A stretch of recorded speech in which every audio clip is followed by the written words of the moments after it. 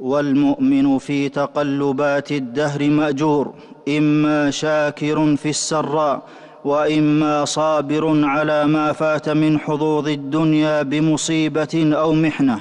قال عليه الصلاة والسلام: عجبا لأمر المؤمن، إن أمره كله له خير، وليس ذلك لأحد إلا للمؤمن، إن أصابته سراء شكر فكان خيرا له، وإن أصابته ضراء صبر فكان خيرا له. رواه مسلم.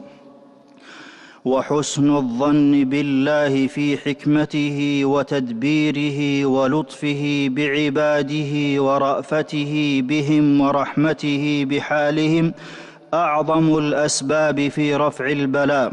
قال عليه الصلاة والسلام: قال الله عز وجل: أنا عند ظن عبدي بي. متفق عليه.